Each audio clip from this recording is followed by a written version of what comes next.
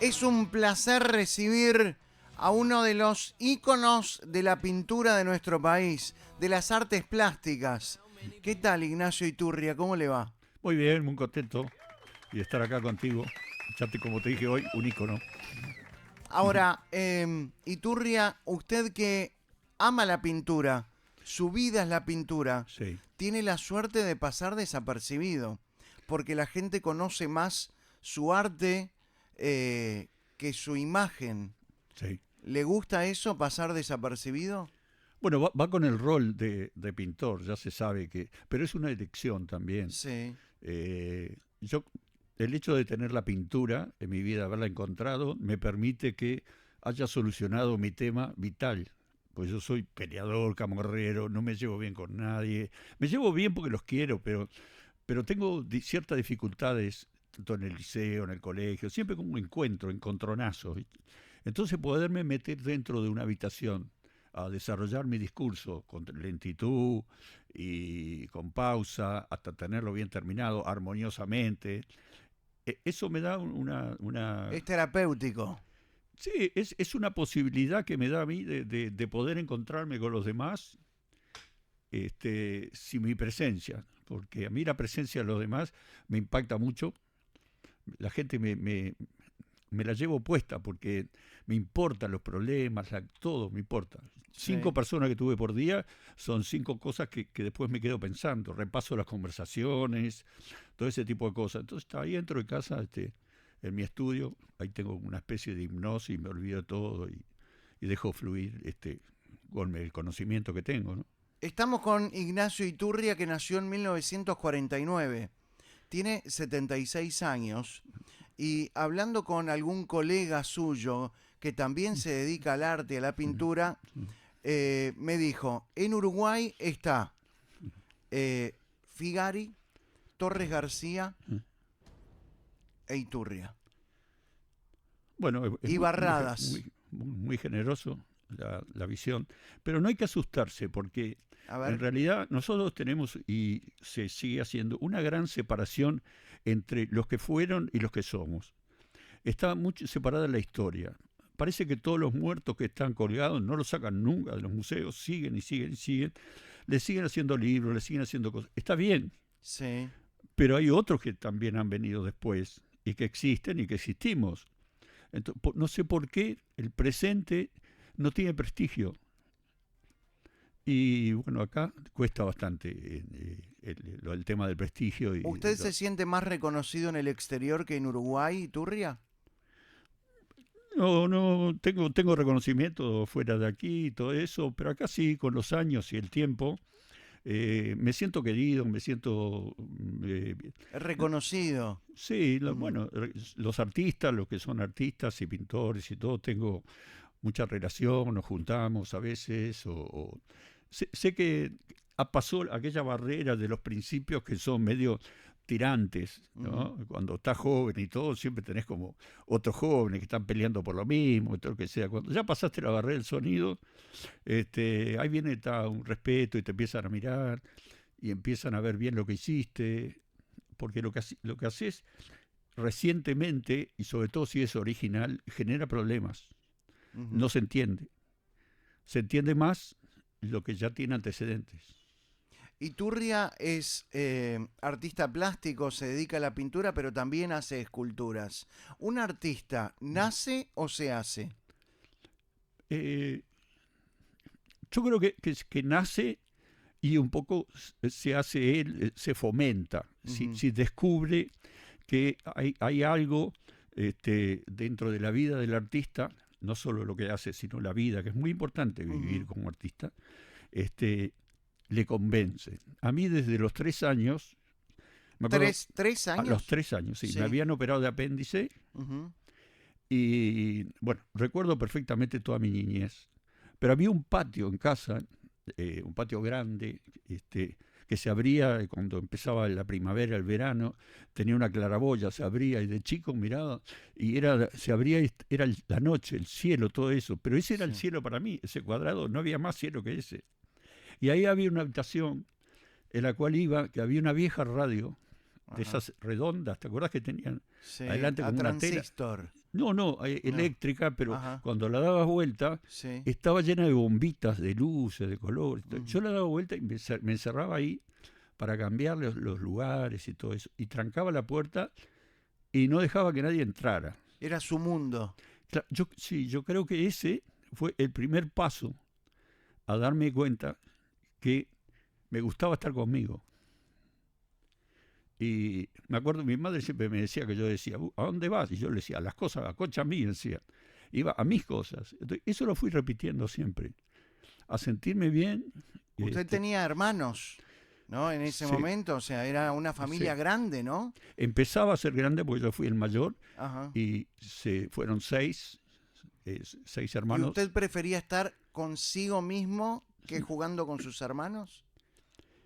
Bueno, tuve las etapas del fútbol, por ejemplo, Sí. se junta la gente y todo eso, Ajá. pero no jugábamos mucho con los hermanos. Lo que pasa es que siendo varones, más bien andamos a las piñas todo el día. Sí. Los varones están a las ¿Pero piñas. usted prefería estar en su mundo ahí escondido o guardado? Sí, siempre me ¿Y era gustó. ya bueno con el dibujo siendo niño? No, ¿No? no, para nada, no. ¿Sus padres eran artistas también o no? Bueno, tenía mucha inclinación Ajá. hacia el arte, ¿no? Mi ¿Qué ma- hacía su mamá? bueno, mi madre fue una profesora y directora de los colegios, muy famosa, muy conocida, muy reconocida, del IPA, de metodología y didáctica del arte. Mi casa estaba llena de libros de arte, de los cuadernos de marcha, de todo. Eso es lo que sobraba, plata no, pero libros y cuadernos había. Y las conversaciones con mi padre, Perdón, no había plata, pero había libros. sí, Es la verdadera riqueza. para nosotros, para lo menos para mí sí, porque Claro. la plata no me hubiera dado la formación que me dio Ujú. eso. Y sobre todo cuando tenés padres de calidad. Yo tuve una madre que realmente murió a los 96 años hace poco, y te diría que tuve la oportunidad de ver a una mujer feliz. Fue de las primeras mujeres, ella y su madre que vino de Mercedes, en trabajar en el Uruguay. La madre de ella había trabajado como inspectora del trabajo en aquel entonces. Ujú. Y mi madre fue una trabajadora incansable. Profesora de historia. De historia, después fue directora del Sagrado Corazón, directora de la Escuela Italiana, directora de San Catherine. En el IPA también fue profesora. Y después, en la época de que vinieron los militares, que tenías que presentarte al CONAE eh, para seguir siendo directora de la Escuela Italiana, Ujú. no la aceptaron.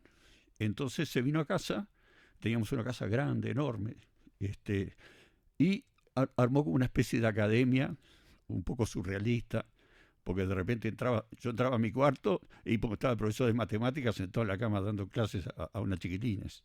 Ujú. La bicicleta estaba por todos lados. Y ella trabajaba todo el tiempo, hasta la última hora de la noche la veía sentadita ahí, tomando un té y eso, ¿Y su enseñando. papá qué hacía?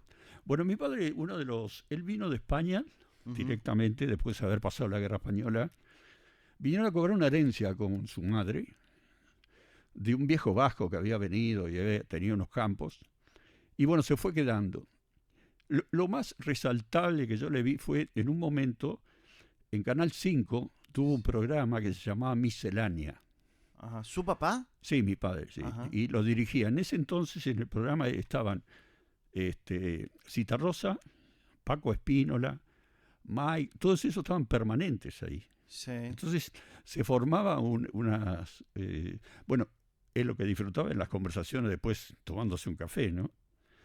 Pero ese momento fue un momento que creo que fue bastante meritorio haber estado con esa gente Rodeado de cultura, rodeado de cultura. pero no tanto de artes plásticas. ¿Cómo nace Claro. entonces el dibujo y la pintura en su vida, Ignacio Iturria? Bueno, mira, no lo tengo tan totalmente claro estas Sí. cosas, pero bueno, como no voy a psicólogo, no me acuerdo. No. Yo creo que primero yo quería estar, de vuelta te repito, estar ahí conmigo, estar en un Sí. lugar tranquilo. La soledad ayuda a un artista. Sí, mucho. Ujú. Es que al final no es soledad, porque si vos te metes en un cuarto y te sentís solo, no estés. Estás en un cuarto y sentiste acompañado. ¿Usted se siente acompañado de sus pinturas y de sus colores? No, yo siento la sensación de de que atrás mío hay un anfiteatro grande. Y ahí tengo sentados a todos los personajes de la pintura que me parecieron cracks, desde Picasso a Monet, a Manet. Está sentado mi padre, están sentados otras personalidades, las que yo quiero o respeto. Sí. Y esos están mirando lo que yo estoy haciendo. Y a veces, como coincido con alguno de ellos, digo, esta parte que estoy pintando acá, seguro que a Morandi, por ejemplo, o ponerle a Figari, le debe de gustar. Entonces miro para atrás y siento que me está haciendo una guiñada de eso. Entonces estoy como muy unido. En un mundo que imagina, lleno de imaginación. Sí, ¿Usted pero tenía imaginación de niño también? ¿Se acuerda de eso? sí. Miraba a alguien, miraba Sí, algo y sí. ya imaginaba un mundo en su mente. Lo que siento es que siempre tuve una especie de mundo paralelo. Ujú. No sé si bueno o malo, no sé, pero por ejemplo, ¿por qué me iba estando en clase, por qué me volaba? Y no entendía nada de lo que estaba pasando. Lo que se llama hoy déficit atencional. Sí, Sí, pero yo creo que lo que yo estaba prestándole atención sí, era más interesante que lo que estaba diciendo el profesor. claro. Que cuando el profesor era interesante y bueno, le prestaba atención. Pero en general, el 80% de los profesores eran un embole. Ujú. Y no me interesaba. Y además, lo que no podía hacer es tener química, física, matemáticas, todo en el mismo día.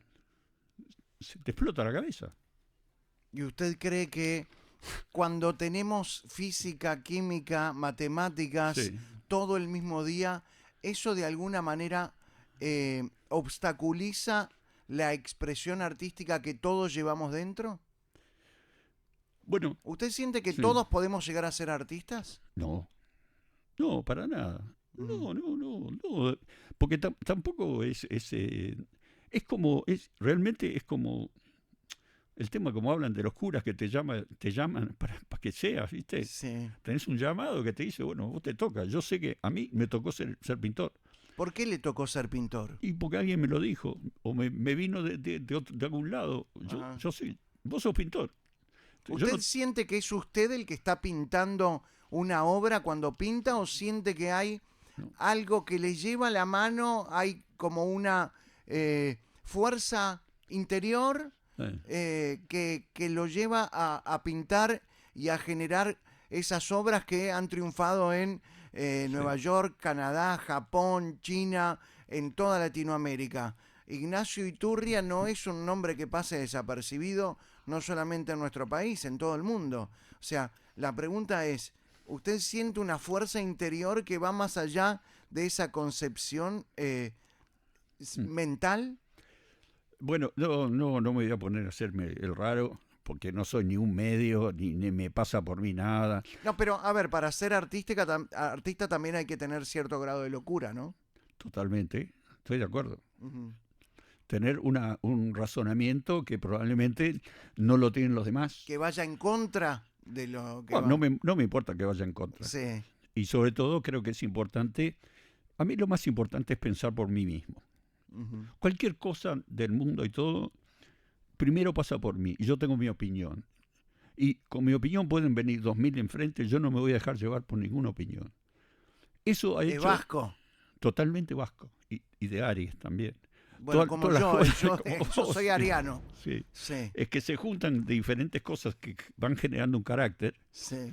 Y bueno, ese carácter también va llevando a uno a que tenga diferentes comportamientos. Ujú. Pero bueno, yo he ido acumulando dentro de mí una cantidad de conocimientos, más ejercicios técnicos, digamos, de conocimiento de la técnica y todo, que me permite, cuando estoy enfrente a pintar y todo eso, estar muy liviano y dejando que esa parte, alguien le dice que es el supraconsciente, pero no le quiero poner nombre raro a las cosas que me Ujú. pasan, Ujú. pero como que siento una hipnosis, una cosa, no es raro, pero empiezo a pensar y las cosas se empiezan a unir, se empiezan a unir, se unen los colores, se unen las personas, se van uniendo las cosas de una forma elaborada, por supuesto, pero también sin esfuerzo. Pinto no soy un pintor dolorido, y Claro. que no necesito el dolor ni la pena, al revés, cualquier pena y cualquier dolor lo cambio y lo hago simbólico y lo exorcizo. Ujú. He pintado cualquier cosa, cosas que son dramáticas y muy dramáticas, cosas de la guerra española y todo. A la hora de pintarlas, no estaba padeciendo, estaba tocándolas con arte, estaba disfrutando de pintar. Ujú. La temática era algo que, bueno, era lo que me estaba viviendo en la cabeza, me venía a la cabeza y funcionaba. Y entonces lo estaba cambiando, lo estaba haciendo símbolo a la realidad, que creo un poco que es como el destino del artista. Ujú. Simbolizar la realidad, pasarla, transmutarla a otra cosa. No dejarla ahí tal cual. ¿Usted se siente un artista de esos que habitualmente uno puede llamar bohemios? No, no, No. no, no, no, a mí me gusta la comodidad, estar bien, todo. Ujú. No, no, de bohemio nada. Lo que pasa es que casi siempre ando todo mugriento porque manchado y todo, Sí, porque si no tengo toda la ropa manchada. claro, lleno de pintura. Y estoy en el estudio y Ujú. a veces que vuelvo de algún lado y digo, estoy vestido con algo que está nuevito, ¿viste? Más o menos. Sí. Bueno, voy a pegar la última pincelada, voy a ver el estudio, entro, sácate, me manché. No tengo nada de eso. Entonces sí, en ese sentido sí. Después que también hay, no sé bien a qué se dice bohemio, pero bueno, comparado con otras personas, soy bastante anárquico. Bien. ¿En qué, por ejemplo? En todo, Ujú. en todo. Yo No sigue, digamos, las reglas no. normales de una sociedad. Por ejemplo, usted como artista, hay muchos artistas que viven de Sí. noche. Ah, bueno, yo pinto toda la noche. ¿Toda la noche? Sí, sí, toda la noche y duermo de día duermo. Ahora me levanto un ¿Usted poco tiene 76 años? y ¿qué pasa? No, ¿Querés piña? es un fenómeno. No, No. pero sigue manteniendo Sí. la misma concepción artística de dormir de día y pintar de noche. Bueno, en otras épocas, cuando anduve por ahí, también hacía otras cosas. Ajá, Salía, conozco casi todo lo que pasó en el arte, ¿no? Es decir, sí, estoy informado sí. desde un primer pintor a hoy. Ujú, Pero bueno, ahora ya estoy descansado de todo eso. ujú. Y bueno, Hay algunos artistas, sobre todo los músicos, que se ayudan y se apoyan en el alcohol y en algún faso para sí, inspirarse. sí. ¿Eso también pasa en la pintura, Iturria? Sí, por supuesto que sí. Yo le daba bastante marihuana a un cigarrillo con un poco de espolvoreado arriba de marihuana, pero tal, lo dejé hace como 5 o 6 años. 5 o Y 6 años, es ayer. tenía 70 ayer. Sí, Sí, ajá. sí, y bueno, pero era un recurso. ¿Ayudaba para inspirarse la marihuana? Y bueno, me aflojaba todo, Ujú, la cabeza. Pero mirá que era un espolvoreado, no era, porque si es un faso entero, sí. no sé, le estoy haciendo la publicidad a la marihuana. No, no estamos haciendo apología, al Bueno, contrario. no te da, no puedes trabajar con eso. Ujú, Es como, ¿sabes de dónde lo saqué viviendo en España? ujú. Cuando me dieron a probar el hash, porque Ajá. el hash se espolvorea ¿El arriba del hash es lo mismo que hashish? ese hashish, sí, Ajá. que es como una barrita de chocolate Ujú. que se pone y con el encendedor se sale un polvito y entonces se pone el cigarrillo digamos, un papel con tabaco Sí. y se espolvorea un poquito y se cierra. Ahí fue donde ahí empecé a eso y ahí me cambiaba, me generaba un mundo gris. Ajá. ¿Oscuro en vez de ver elefantes rosados? No, gris, gris. Ajá. Y después cuando me puse a fumar marihuana me hizo ver un mundo más marrón. Ujú. Pero ahora Por eso sus colores preferidos tienden a ser marrones. yo no sé, pero no sé qué es. Ajá. Lo que pasa es que esos colores oscuros y todas esas cosas, tenés que tener en cuenta qué época me tocó vivir y qué siglo. A Me ver. tocó el siglo XX, la mitad ya casi del siglo, Ujú. porque nací en el medio. En el año 49 yo nací, morí a Torre García. Ahí empezaba casi, ahí terminaba una parte de la historia, pero todo lo que pasó en el siglo ese, todo el siglo XX, y yo cuando ya estuve más maduro para empezar a decir las cosas con cierta propiedad, había visto y sentido todo lo que pasó en ese siglo. Toda la cantidad de muertes, las batallas, la propia En la Segunda guerra. Guerra Mundial. Sí, la guerra española que La vivió guerra mi española, padre, claro. que se le murieron los 2 hermanos. siendo chiquito. Y el viejo en casa a veces no podía dormir. Y gritaba. Y después veías todo, todo, todo. Fue totalmente espantoso el siglo XX. Espero que este no sea así. Ujú, Fue horrible. Entonces, ¿qué pasaba? La gente también estaba, de alguna manera, un poco triste. El ujú. mundo estaba triste. Entonces, el lenguaje era ese, el lenguaje un poco más triste, más dolorido. Y bueno, por eso, de alguna manera después, ahora a principios de este siglo, como que empezó una esperanza, Sí. cambiamos de siglo, entonces volvió el pop art y fiesta, y bueno, ahora está más de fiesta, aunque hay un relajo en el mundo Sí, terrible, el mundo está loco, ¿eh? pero el arte está bastante frivolón. ¿Usted guarda algún dibujo de los que hacía en su niñez? ¿Guarda algún dibujito de esos que... La niñez, Sí, de la niñez? no, ¿No? no, de la niñez no, pero ya bueno, pongamos de 14 años, sí, por ¿Quién lo supuesto. inspiró a dedicarse a la pintura? ¿Quién me- ¿Quién lo empujó a dedicarse a la pintura? Usted hizo Sí. cursos en la UTU. Sí, yo no, yo hice el bachillerato, después me metí en la UTU y hice dibujante publicitario. Sí, Por suerte no tuve que trabajar de dibujante porque me presenté en una agencia de Imperio Publicidad, sí, que eran amigos de mi viejo, y fui con ajá, la carpeta y el tipo me dijo, mira, yo te voy a recomendar, yo tengo un puesto para vos, pero yo te diría que te dediques al arte, a pintar. ¿Sabes cómo? Vine corriendo a casa y ya ahí se liquidó todo. ujú, Yo voy a ser pintor, me dijo este señor, y bueno, ahí ya vine con un argumento importante, que sólido. ya lo tenía muy, Sí, muy, porque también tiene una independencia de la forma que empecé. Yo empezaba a pintar, pintaba en la casa de Claudia, mi mujer, en el fondo me habían dado un cuartito, me pasaba, ¿Usted pintaba en la casa de sus suegros? ¿El primer sí, taller fue en la sí. casa de sus suegros? Bueno, digamos que ¿Le sí, debe entonces un poco a sus suegros? bastante, Sí. sí, y Ah. bastante que sí. Me ¿Cuándo hacía. conoció a su, no, a su novia que después Y se bueno, convirtió éramos en... chicos, yo estuve en el cumpleaños de 15, de todo. Sí, Éramos chicos, éramos esas barras que se formaban, sí, que, que- que cada uno después terminó casado con alguien de la barra. ajá. Y Eh, tenía 16 años y... sí, más o menos. Ajá. Sí, y bueno, ahí empecé. Y usted ya se formaba como pintor, ¿no? Ya sentía tenía dos cosas. Sí, El fútbol, sí, una gran pasión enloquecida. Jugaba hasta 4 partidos de fin de semana. Siempre fui obsesivo, ajá. que también lo de la pintura, si no sos obsesivo, no funciona.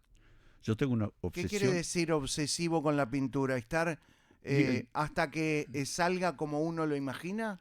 no, no, eso no me importa tanto, Ajá. porque muchas veces no se redondea una idea, tampoco tengo mucho la idea, pero como tener una consecuencia permanente de no poder parar y seguir y seguir y seguir y seguir y seguir y no tener otra cosa en la mente. De vuelta vuelvo a decir lo de Aries, pegarle, Sí, darle y darle y darle y sí, darle y no paro, sí. nunca paro. Y yo siempre comento que para mí levantarme y saber que tengo la tela en blanco me produce un enorme optimismo. Ujú. Incluso de noche, cuando me voy a dormir con la última imagen, que a veces le saco foto ahora que tengo el teléfono con fotos, Sí. de lo que estoy haciendo, pero en un rincón que me haya dado satisfacción. Ujú. Entonces, esa imagen es la que me muestro ahí de noche para dormirme. ¿Y Turri alguna vez se levantó en medio de la noche durmiendo con su señora y se fue al taller a pintar? Cantidad de veces. Sí, Y su muchísimas mujer veces. mira al lado y no está. No hay problema. Ya sabe. No, yo siempre tuve una bohemia en ese sentido que Sí. Mm. no, no ¿Se tengo, durmió alguna vez frente a la tela pintando? no, No. no me puedo, no me va a dormir, eso no me duerme, Las no me noches, noquea. claro, las noches son mejores para el artista, para el pintor. ¿Se pinta diferente si es de noche o de día? ¿Usted a la mañana siguiente o a la tarde cuando se despierta nota cosas que de noche al pintar no nota? ¿Se pinta diferente según la hora del día? Sí, claro, la luz es diferente. Ujú. Y la luz nocturna hasta es un poco tramposa porque como es artificial, Sí, y además ahora han cambiado las luces, esta es blanca, la otra es marrón, no sabes qué es lo que estás pintando. sí. Pero bueno, de todas maneras, la noche tiene la calma, ¿no? El silencio. Yo siento el silencio de la noche. Tanto que cuando empieza a amanecer, que es un momento donde, no sé por qué, pero todos los pájaros cantan juntos, Sí, viste que explota, ¡puf! sí, Y sí. se pusieron de acuerdo. Bueno, porque aparece la luz, aparece un nuevo día. Sí, ¿Y sí. qué pasa cuando empiezan los pájaros a cantar? Y a mí me dan ganas de irme a dormir.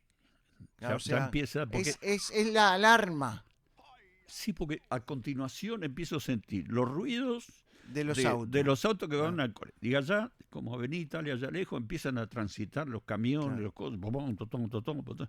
Digo, ya se pudrió esto, Sí. me voy para adentro, me voy a acostar. Los grandes amigos de un artista son la soledad, Sí, ¿no? La sí, noche, la sí, inspiración, sí. ¿qué más?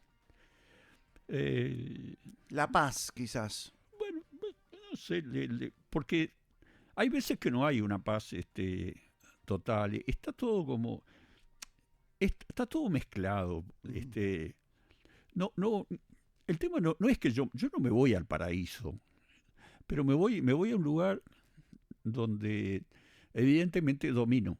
ujú. Y más ahora. A los 14, 15 años me agarraba una pelota y la rompía.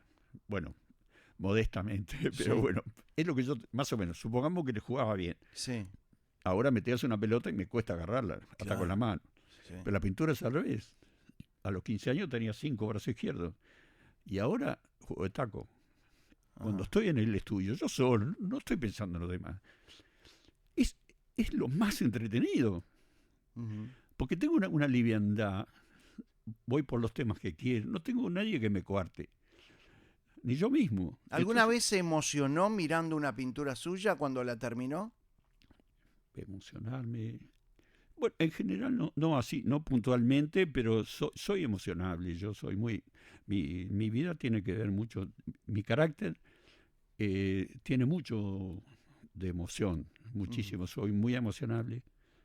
Y muchas veces sí, como que se me llena, me viene un poco de ese sobresalto que uno contiene un poquito la lágrima. Pero Ujú. no es con mi pintura, son con cosas que veo.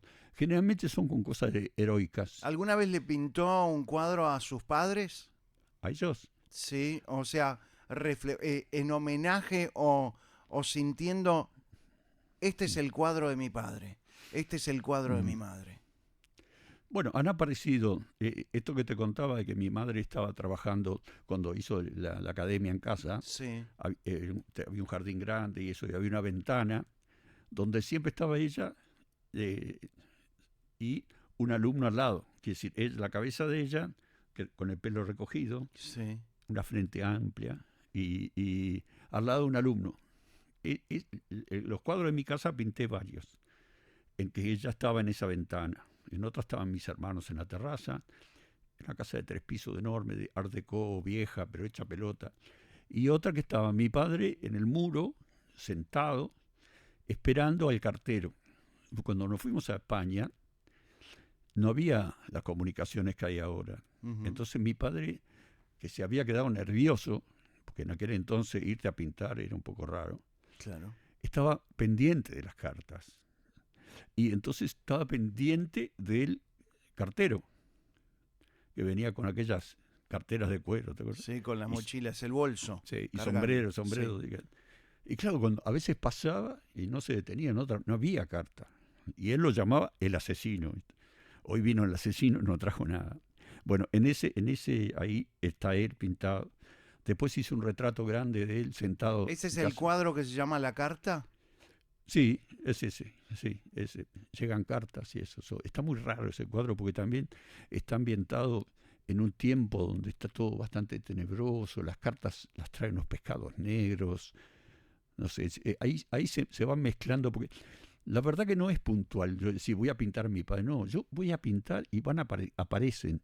Ujú. Aparecen, no, tengo una intención de ponerlo. Pero también aparece todo un mundo que existe y que estoy sintiendo en ese momento. Yo siento mucho la contemporaneidad de mi tiempo.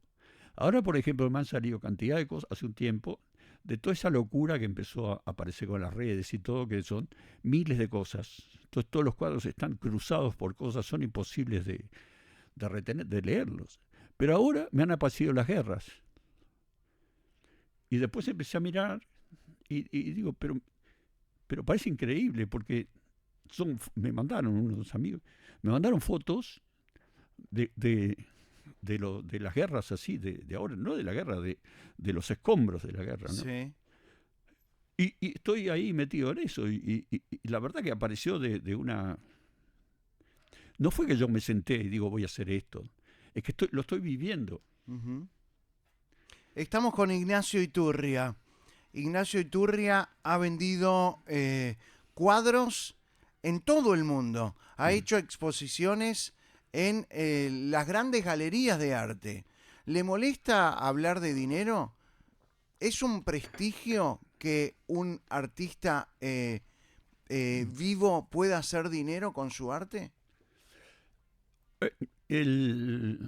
Bueno, ¿Es un privilegio? ganar plata con la pintura. Sí. ¿Y estar vivo? Eso yo no lo puedo creer. Me tocó una época increíble, porque me tocó la época en que se ganaba 4 mangos, se ganaba. Sí. Yo hubiera podido comprar un Torres García cuando era joven. No valía la pintura, no se había explotado, no la había agarrado nadie para hacer de eso un gran negocio. Ajá. A mí me tocó justo por ahí los 80, donde se hizo el prototipo de un pintor triunfador y esto, lo otro, y empezó a moverse por los a general de prestigio, ¿no? Y a mostrarse en ferias, empezaron las ferias de arte que antes no había, y a mostrarse y todo. Y entonces la pintura empezó a hacer inversión. Y empezó a subir, y yo fui un beneficiado de todo eso. A mí me parece increíble poder... Yo nunca pensé que pudiera tener las cosas que bueno, que la plata me hizo poder comprar. ¿Usted sabe cuánto se vendió su obra más cara? Sí, más o menos a $120.000. $120.000 un cuadro. Sí, en Christie o Sotheby, no me acuerdo cuál fue. Estamos hablando de las grandes galerías de arte, ¿no? De remate, ¿no? No, ese es el remate, sí. Son los remates. Que en realidad los remates, vamos a hacer como son las cosas. Hoy, sí. La mayor parte de las cosas que dan plata son tongo. ¿Cómo va a decir Sí, para mí sí. Bueno, a veces tengo... Ahí está, yo le quiero hacer una pregunta. Bueno. Y ahora seguimos con ese tema, pero esta pregunta es interesante, creo yo. ¿Qué hace que un cuadro, en vez de valer $10, valga $150.000? Bueno, empieza a recorrer un camino el arte. Primero, tiene que haber una base, tiene que haber una obra. Yo cuando volví de España, tuve suerte de vivir en España porque me pude adelantar a lo que venía. Entonces yo ya empecé a trabajar porque había visto en una revista una fotito de un cuadro de un pintor que se llama Kiefer, Anselm Kiefer, un alemán, que lo que pasaba era, cuando recién llegué a España, yo pintaba como en Uruguay, marrón y delineaba con negro. Los galeristas me dijeron, con esto no vas a poder vivir. Entonces eso lo postergué. Pero cuando vi esto que te digo de la revista, dije, no, yo eso no lo puedo postergar, lo traigo de vuelta, a pintar en marrones, grises y todo eso. Total, eso fue lo que se puso en la cresta de la ola. Se puso como de moda. Entonces ya me agarró en el momento justo y me tomó en la Galería Argentina, cuando no, que la hacen bien, un tipo que había venido en la misma época griego, en la misma época que Onassis, eran amigos, tenía una visión para los negocios increíble. Uh-huh. Y él me tomó y fue, en principio me cobró una cantidad de obras, me compró, y después me dijo, bueno, usted no muestre ni en Montevideo ni en Argentina, todo, déjeme a mí. Entonces él salió con los cuadros a mostrarlos en las ferias, de ahí aparecieron los museos, apareció el Museo de Bellas Artes allá en Buenos Aires, hice muchísimas cosas que ellos las gestionaban. Si no las gestiona alguien, el pintor no se puede gestionar solo, es imposible. El pintor tiene que pintar. Si se quiere gestionar, mete la pata. Sí. Mete la pata porque... Porque tampoco se valora tanto.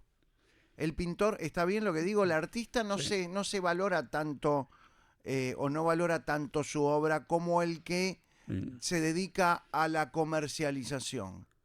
Sí, el problema que está, yo me acuerdo en un momento que yo estaba presente al principio que pintaba, cuando estaba una posición mía en una galería.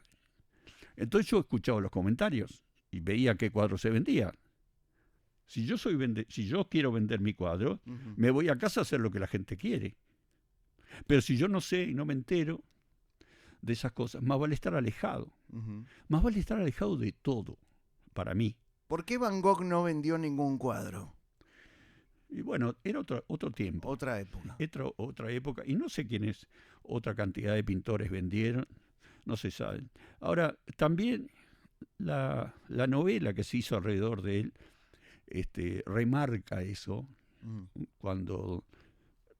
Bueno, sí, es verdad que no vendió, pero... ¿Está sobrevalorado Van Gogh? No, para nada. Hay no. pintores sobrevalorados hoy. Bueno, De esos que... ¿internacionales? Sí. ¿No? Es raro, porque... Porque, a ver, hoy arte es una banana pegada en una pared. ¿Vio que eso que se vendió? Sí. ¿Eso es una locura o es arte? Bueno, eso es una manera de llamar la atención una vez más sobre el arte. Las cosas que, si no se llama la atención, la gente no repara en ella. Es como cuando uno ve, uno se compra un auto, después los ve por todos lados. Esto también tiene que ver con esa fue vendida en una feria de arte. Las ferias de arte son donde se manejan todos los intereses económicos y todas esas cosas. Eso es un golpe. Porque además también dijeron que se vendió. Sí. Pero todo eso, ¿qué genera? Hablar. Claro. Y ese hablar y hablar y hablar... Levanta el precio de las grandes obras. De también. todo, levanta Claro. todo y, Sí. y generalmente es un escándalo, que vale la pena hacer escándalo, el que no hace escándalo pierde. Hay que hacer un escándalo hoy día, ese es un escándalo. Sí. Y claro, la gente, ¿qué pasa con el escándalo? Tiene una gran cantidad de detractores, pero como siempre, el balance está ahí. Hay otros con cara de serios que le encuentran empiezan a sustentar la gran todo el valor de esa cosa y lo llaman arte contemporáneo, no sé por qué, pero bueno. Entonces tenés que bancarte la banana y bueno. Tenés que bancarte la banana. Qué linda frase para irnos a la pausa. Estamos con Ignacio Iturria. Nacho Iturria. Un número 1 de la pintura uruguaya. Y es un placer que esté acá con nosotros hablando de arte en Malos Pensamientos. Luego de la pausa vamos a hablar de su momento en Cadaqués. Ahí va. ¿Hay linda luz acá o hay más luz en Cadaqués? Totalmente diferente. 11 minutos van de las 18. Estamos con Ignacio Iturria. ¿Qué pone cuando viaja, cuando tiene que llenar un formulario? ¿Profesión? ¿Artista? Sí. ¿Pintor? No, artista, pintor o algo así. Artista. Sí, vamos, sí. Ajá. Me tocaste un tema, porque tengo un problema en los aeropuertos. ¿Viste que cuando hay que llenar el papelito ese? Por eso es lo que le pregunto. No, soy el... Bueno, se va todo el mundo y yo sigo repitiendo el papelito. No sabe qué poner, artista, pintor. No sé, pero bueno, que está todo corrido en el aeropuerto. Está todo corrido para abajo. Ajá. Y no me sale. No sé, no me sale. ¿Usted cree en la vida después de la muerte? Bueno, estoy oyendo cada vez más hoy día cosas relacionadas a eso. Hay un neurocirujano español, catalán, que ha tenido una acogida impresionante en el mundo y que lo han aceptado científicos y todo, hace conferencias y todo, que habla de ese momento, como el neurocirujano, cirujano, ¿no? Uh-huh. Cuando se le morían pacientes, algunos veía que resucitaban. Y los cuentos de los resucitados siempre eran los mismos. siempre encontraban las mismas cosas. Y después se encontró con otros en otros lugares que también pasaban. Y algunos pacientes de estos, que tienen muchos casos, hasta incluso esa persona que había muerto, se había despertado, podía contar lo que había visto en un piso en otro lugar. Que si que había pasado, él le dice, a eso le llama la supraconciencia, que es algo de una existencia en otro plano. Y bueno, también hay todo un grupo de gente que ahora está hablando de otras, digamos, otros seres en otros, no sé, en otras diferentes dimensiones. En otras dimensiones. Que también hacen que uno piense que bueno, que hay otra gente, que no somos los únicos, que estos que te digo, de que hacen todos esos cuentos de la que tiene que ver con cosas extraterrestres, pero que cuando uno dice extraterrestre parece que estuviera loco. Yo no es que crea, pero lo oigo. Sí, y pero hablan de la Biblia, sí, y hablan de Cristo y hablan de todo, sí, y los apóstoles y sí, todo. Tienen todo tan relacionado. como que eran seres de otras Claro, dimensiones. sí, Por ejemplo, sí. vayamos al arte. Usted es Ignacio Iturria. Usted tiene un don, ¿estamos de acuerdo? Sí, Tiene un don en la pintura, en el arte, en la escultura. sí. ¿Usted cree que Leonardo da Vinci, por ejemplo, Sí, que fue pintor, escultor, arquitecto, inventor sí. y 40 cosas más, era de otro planeta? Bueno, estamos hablando de dos seres totalmente diferentes, Sí, porque bueno, ese loco es un obvio. fenómeno. Sí, claro. Probablemente la genialidad de él deje en evidencia que no pertenecía tanto a este mundo, y que estaba diciendo y sacando cosas para afuera como un emisario de otras cosas. Pues también se dice que es Cristo y que todos eran como emisarios de otras Claro. cosas, ¿no? Sí, sí. Y sí, evidentemente sí, tiene que ver con eso. Una de las cosas que decían, que dijeron algunas de las personas, no se sabe mucho de Cristo y eso, pero dijo que lo que le llamaba la atención era la manera de hablar, que hablaba de una manera increíble, increíble. Ahora, eso está muy relacionado también a la canción, al músico, al tipo que es capaz de decir... Al artista, Claro, que yo considero que tiene otra sensibilidad. claro. Los artistas tienen otra Sí, sensibilidad. sí. Y quizás viendo las obras musicales, podemos poner un ejemplo contemporáneo como por ejemplo los Beatles, Claro. pero también podemos hablar de Mozart, Claro. o podemos hablar en la pintura de Rembrandt. Sí. ¿Gente de otro planeta? Pareciera. Ahora, también están los otros, que son los científicos, que están en otra. hay rayados. Sí, hay para todos lados. Hay para todos lados, rayados, Sí. y obsesivos en diferentes cosas. Que sí que, si vamos a ver, está bravo llevarte... Por eso ¿Usted se descubrió alguna vez hablando solo mientras pintaba? Sí, comento. Me gusta, y ahora más. Sí. Comento un poco. Está quedando bien. Sí, me gusta, no sé por qué me sale, pero me doy cuenta, no es una cosa. No es que esté rayado. Bueno. Y bueno, está bien estar rayado un poco. No me importa mucho. Probablemente sí. ¿Cuál es el color más lindo del mundo? Se lo estoy preguntando a Ignacio Iturria, sí. que es pintor. Para mí, el color más lindo. Bueno, una cosa sería lo que la gente diría. Sí. Porque el más potente se sabe que es el rojo. Es el que más fuerza tiene. El azul tiene una cosa apacible que recuerda el agua, recuerda el mar. El blanco es como la nada. Y no sé cuál sería. Yo casi siempre me estoy volcando a los mediotonos ocres y una gama ahí alrededor de la cosa más terrícola, del color más de la tierra. Y tanto sea la tierra oscura como la tierra más clara, más así como terrenal, ahí sí, un poco la tierra, los colores tierra, en todas sus tonalidades, ¿no? Porque no un solo color, sino la gama de ese color, ¿no? ¿Por qué decidió irse a España, a Cadaqués? Bueno, ese era un sueño mezclado con varias cosas. Se casó y se fue. Y sí, era la plata del colectivo iba para ahí. Muy bien. Pero no viajó en avión en esa No, época. barco. ¿Barco? ¿Cuánto le llevó ese viaje? Como 15, 20 días. Ajá, hacia Fue Cadaqués. tremendo el viaje ese. ¿Por qué? ¿Qué tuvo de divertido o de complicado? No complicado nada. Lo que tuvo increíble fue que ya me subí al barco y estaba plagado de tipos que se iban al exilio. Ujú. ¿Año? Totalmente. 77. 77. Ajá. Sí, estaba lleno de tupa, todo. Y por supuesto me puse a charlar con todos ellos. Ujú, Y yo había llevado para hacer una exposición ahí, de todos cuadritos chicos, ujú. que a su vez ¿Llevaba con su valijita de cuadros? me llevaba chiquitos, eran Sí. lo que tenía, lo que había hecho. Ajá. Una especie de collage. A mí me gustaba mucho en ese entonces Solari, un tipo que hacía una especie de collage que pintaba con animales, Ujú. cabeza de animal, ¿no? Entonces yo había puesto eso y ponía tenedores y cucharas, no ponía cuchillos.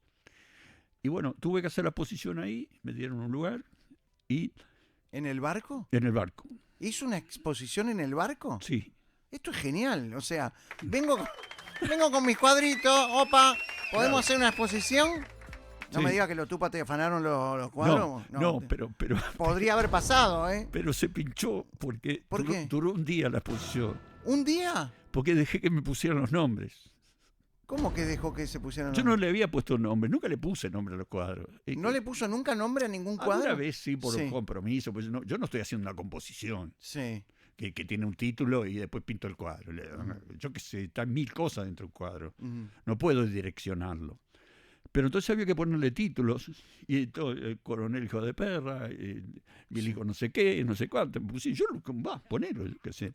Sí. En ese momento se armó una convulsión increíble en el barco, porque bajaron, ¿viste cuando vienen los que están en las calderas allá abajo, que están Sí. como 8 pisos para abajo? Ajá. Todos esos locos subieron a la superficie a ver la posición. Se había armado un relajo. Y bueno, el capitán la suspendió y bueno, tuve que guardar los cuadritos para adentro. No vendió nada. No quería vender nada. No, claro. Después vendí algo en Cadaqués de esos cuadros Ujú. primeros. ¿Qué tiene Cadaqués con el arte? Allí en Cadaqués estuvo Dalí. Sí, ¿Estuvo con Dalí? sí, estuve con él, sí. ¿En serio? ¿Con, Sí. con los bigotes? Sí, luego los viste, sí. ¿Estaba muy mal? Nada. Ujú. Cuénteme de Dalí. Hábleme de Dalí. Esto me encanta. Bueno, Dalí nació en Figueras, Ujú. un pueblo cercano a Cadaqués, dentro de Cataluña, de Gerona, la provincia de Gerona. Su padre era médico y él se fue metiendo en la pintura. Lo mandaron a Madrid a aprender pintura, donde estuvo con García Lorca, Buñuel, se juntó con todos esos nenes. Ujú. Y después se vino, Cadaqués nunca lo dejó. Y él, la vestimenta de él que se ve, que tiene un chaleco, viste que tiene como un bastón, la berretina, todo eso. Él, no sé, los zapatos catalanes, las sandalias catalanas. Él está vestido de payés, digamos que es como de gaucho. Él se viste de hombre del campo. Ujú. Eso es muy importante en él. ¿Por qué se disfraza de hombre de campo? Para después hacer las locuras que hizo.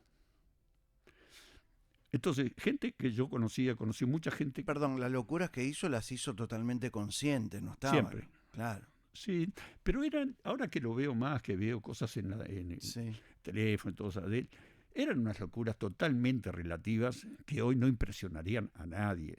Ujú. Hasta son bobadas. Ujú. En aquel entonces, que está loco, no sé qué, las bobadas totalmente se le ocurría. No son memorables, Ujú. no, para nada. Pero su arte siempre fue excéntrico, Sí, especial y totalmente. único. Sí, eso es verdad, sí. Sí. Ajá. Y- ¿Cómo era en el trato personal, Dalí? Bueno, había dos tratos. Él tenía un trato íntimo, que estos amigos míos, que ahora son grandes, entraban a la casa porque eran de ahí, Ujú. y él le daba caramelos y todo eso. Él ahí estaba vestido normal y pintando normal. Apenas aparecía algo o alguien, él se ponía la túnica, sobre todo mujeres, ¿no? Y se ponía una rosa acá y empezaba a hablar de otra manera. En otro lenguaje, inventaba otro lenguaje. Y encima después era un machete tremendo. Solo lo que daba era un anisette, que era anís con agua. Ajá. Viniera el rey de España, viniera no sé quién. O sea, no era un buen anfitrión. No sé, anfitrión Ah. sería bueno porque generaba todo un circo que tenía ahí, ¿no? Sí, claro. Todas piscinas, una piscina con agua de Coca-Cola, ¿En eh, serio? ¿El tipo tenía todas esas muchas, excentricidades? muchas excentricidades ¿Es tenía. cierto que había una tortuga Sí, en... sí.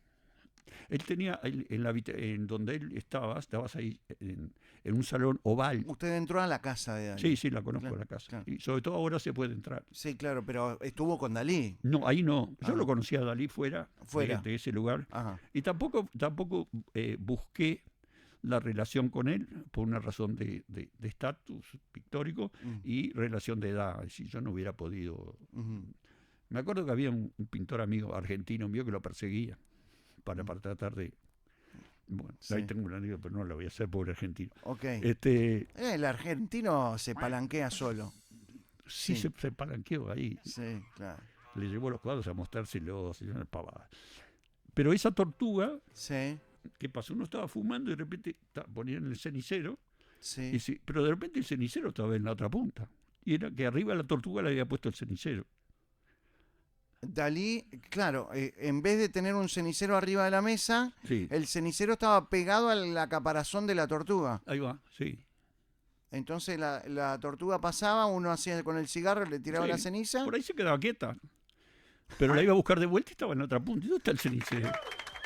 De esas Mira. cosas tenía miles de cosas. El tipo. Sí, Porque no hay como empezar a hacer una que sí. te festejen. Y no parás. No parás. Es como los cuadros. Sí, Te claro. aplauden el primero y Sí. no parás. No. Y él tenía a Gala, la mujer, La esta, mujer, que sí. era una especie de una mujer rara, muy rara, que vino con Paul Eluard, uno de los generadores del surrealismo, y se enamoró de Dalí, se quedó, lo dejó al otro que se fuera.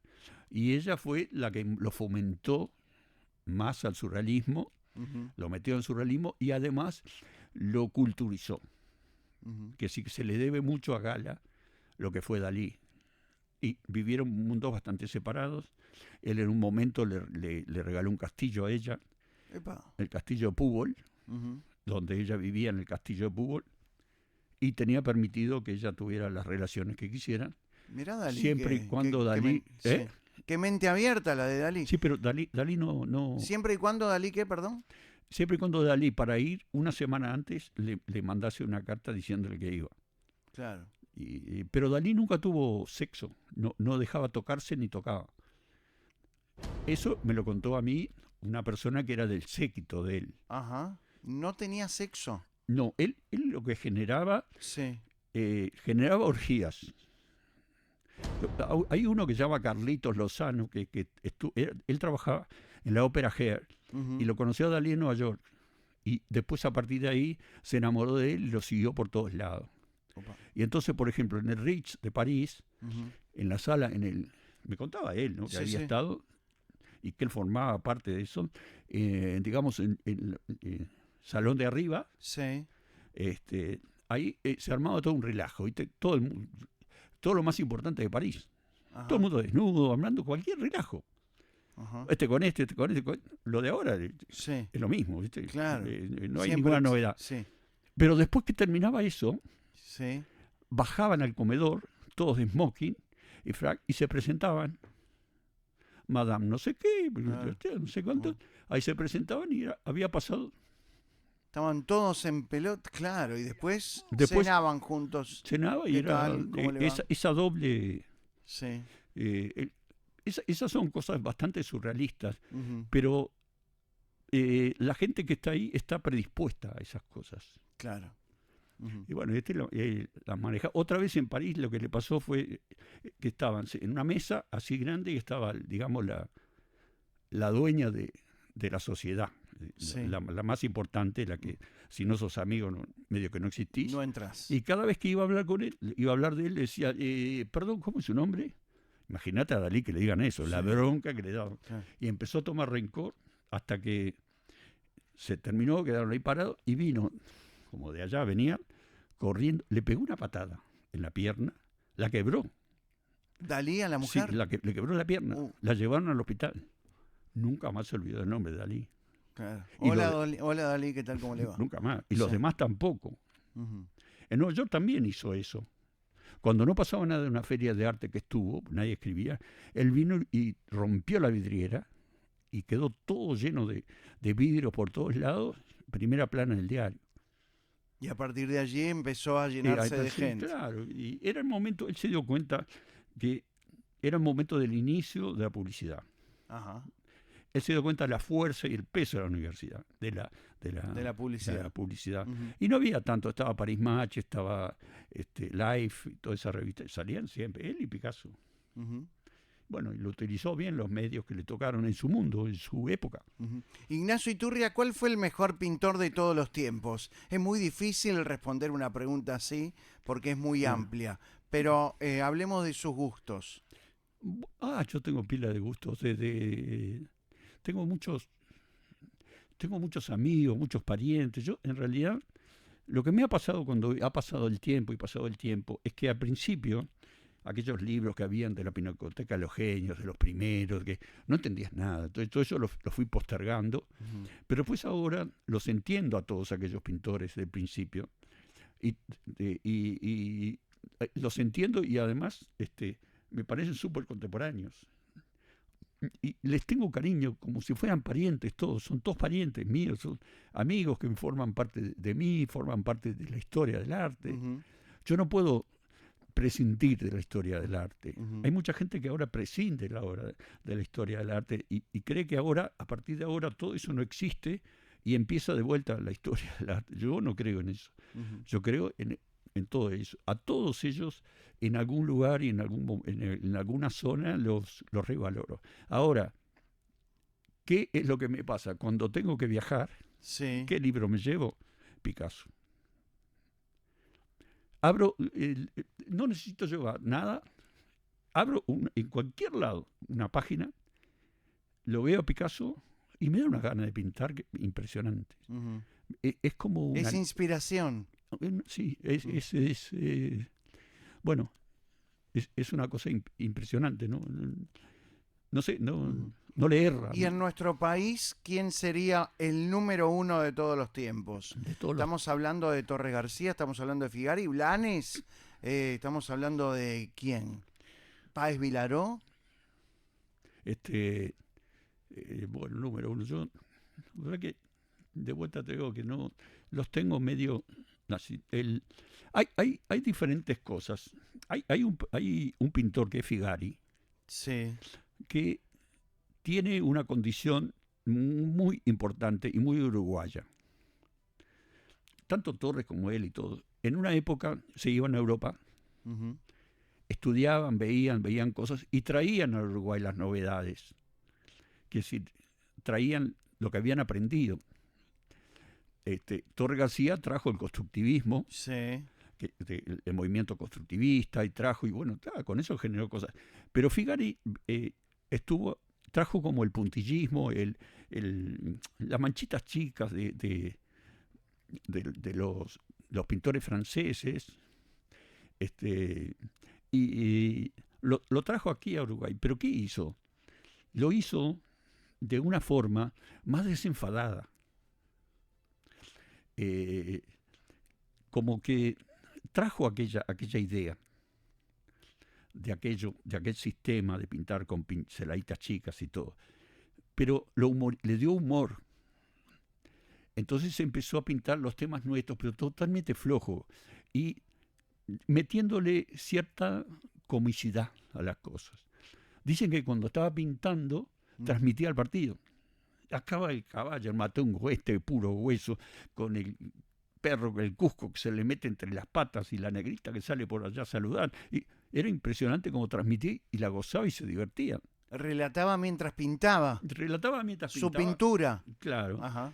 Con un sentido del humor Ujú. y una frescura Ujú. de mucho optimismo. Entonces, dentro de la pintura y el arte nuestro, general nuestro, que no es tan optimista, diría que el optimismo de Picasso es impresionante. De Figari. De Figari. Ujú. No sé, Picasso me dejaste, Nos quedamos, me quedó sí. picando. Pero Torres también tuvo eso, porque Torres, al haber aprendido ese constructivismo, Sí. que venía de allá Mondrian y todo el Bauhaus, un movimiento en Alemania. Alemán. Sí, muy rígido. Él trajo ese constructivismo, que era la subdivisión de espacios, en una forma áurea, que es una proporción que no le puede cerrar nunca, donde ellos ponían colores y nada más. Pero Torres con tiralíneas, imagínate, ¿no? Todo hecho a lo alemán, todo perfectito. Y él vino y lo hizo primero, no usó la regla. Lo hizo a mano, que si ya cuadriculó a mano, ya que hecho quedó todo medio desencajado. Pero no le bastó eso para poner espacios vacíos. Los llenó de cosas, los llenó de símbolos. Y apareció el pescado, apareció el hombre, aparecieron cosas. Entonces hizo una transformación a la uruguaya también. Traéis la cosa allá, venís acá y acá la tomamos de otra manera. No tenemos la seriedad de esa cosa tan europea, alemana. No, para nada. Claro. Y esa es una de las grandes ventajas de ser uruguayo y de vivir uruguayo. Y yo elegí venirme para acá porque, pudiendo haberme quedado por ahí, digo, yo me voy para el Uruguay. Porque la idiosincrasia la entiendo, soy parte, y debe ser, para mí es el mejor país del mundo que conocí. Sí, si hablamos de identidad uruguaya Sí. en lo que tiene que ver con el arte, Sí. hablamos de Figari y Torres García. Y yo. Figares, Torres García e Iturria. Iturria. No, si hay algo que tiene mi pintura, Claro. es absolutamente idiosincrasia. Además de haber pintado Sí. todas las cosas, tengo pintado desde todo, desde la garita policial, el Cerro de Montevideo, el Palacio Legislativo, el Palacio Salvo, la Plaza Independencia, todo, pinté todo, la Rambla pinté con ese agua que cambia los soles de colores, pero pinté en la Rambla todo el recorrido de la Rambla. Porque vos arrancás en la Rambla desde Carrasco y te llegás hasta el centro. Ciudad Vieja. Y vas viendo el cambio de personajes. Cambia el jogging, cambia esto, cambia la forma, tal que tu mamá. Todo, se ve, toda la clase social va cambiando. Recién hablábamos del humor que tenía Figari en sus cuadros. ¿Usted no utiliza el humor en sus cuadros? Sí. ¿Sí? ¿Lo siente? Bueno, el sí. humor, ¿en qué lo vemos? ¿Cuando pinta un elefante al lado de un soldado? ¿O cuando pinta un elefante que es un sillón rojo? Bueno, sí, por ahí sí. El hecho de que yo no... Yo lo que hice, y lo que es novedoso, es haber reducido la figura en el espacio. Sí. Eso es... Me han seguido muchos con esa idea, porque es una idea bastante acertada, donde además esos personajes chicos se pueden poner al lado de la copa esta. ¿Pero por qué? Porque yo interpreto que son soldaditos. La gente cree que Sí. son personas. Son soldaditos. Son soldaditos. Y los soldaditos siempre representan. Yo fui muy jugador de soldaditos de chico. Con aquellos mundos que las alfombras eran montañas, aquellas mesas que yo todavía debe haber, que tienen esas patas de gárgolas, esas patas que dan miedo. Sí. Bueno, andar por ahí chiquito y ver eso, qué misterio, no sé qué. Y por ahí jugando con los soldaditos y todo. Quiere decir que los soldaditos podían meterse en cualquier lado. Entonces, eso fue lo que fui haciendo. Y creo que en general no tienen un sentido del humor. Y pinta... El humor no es el Sí. chiste, ojo. Claro, el humor no es el chiste, es... ¿Es buen humor o mal humor? Ajá. No tengo mal humor. y en lo que tiene que ver con cosas que podrían llegar a ser mensajes ocultos. ¿Pinta también? ¿El que lo ve, que lo vea, y el que no lo ve, que siga de largo? No, claro que hay travesura. ¿Hay cosas ocultas que usted pinta para Sí, claro, hay travesura. que la y gente, todo. el que Sí, lo vea? ¿Sí? sí. Es que no hay un solo punto. Si estás con todo, tenés todo. Es decir, nosotros tenemos todo. Hay una cosa que uno le pregunta a la gente, es decir, che, bueno, vos tenés este efecto, sí. ¿Sos envidioso? Todo el mundo va a decir que no. Porque ese es un pecado mortal. Pero no me mientan. O no te engañes. Mentir no te engañes. Porque todos tienen una cota. Tenemos una cota de envidia. Y es inevitable. Y todos tenemos una cota de todas las cosas malas. Lo que pasa es que las estamos sosteniendo. Yo creo que se sostiene hasta el asesino, yo creo. Eso es mala palabra decirlo, pero andás a ver qué cosas pasan. Yo he visto gente que se saca, y que si usted loco, si tiene un palo, se lo revienta, le revienta la cabeza a otro. Eso se ve en la calle, en el tránsito. Cuando se baja uno caliente, al cohete.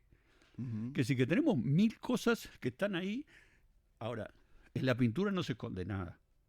Si uno está flojo y libre y no quiere engañar a nadie, porque el que está uno mirando es, yo no me voy a engañar a mí. Entonces dejo que salga todo. Y sí que salen cosas raras. Sí salen. Pila de cosas que vos decís, oh, mira esto, otro. Están ahí. ¿Le pasó alguna vez que vino alguien a decirle quiero una iturria, pero pínteme esto y esto? Que usted habitualmente no es su estilo, ni tampoco su arte. ¿Por dinero lo haría? Sí, claro que sí. Pero lo que pasa es que no me sale. Tengo ese problema.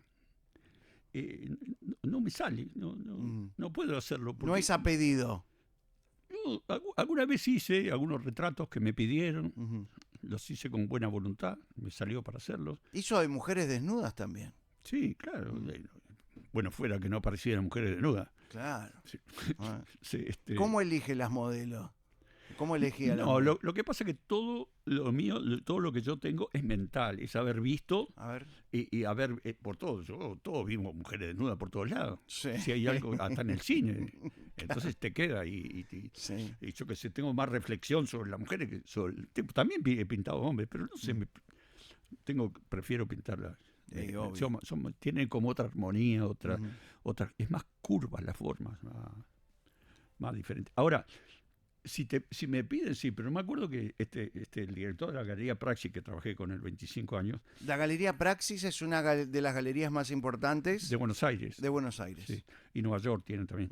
Tienen casi toda parte de América tenía, pero después hasta en México, eso, Perú, todos esos lados.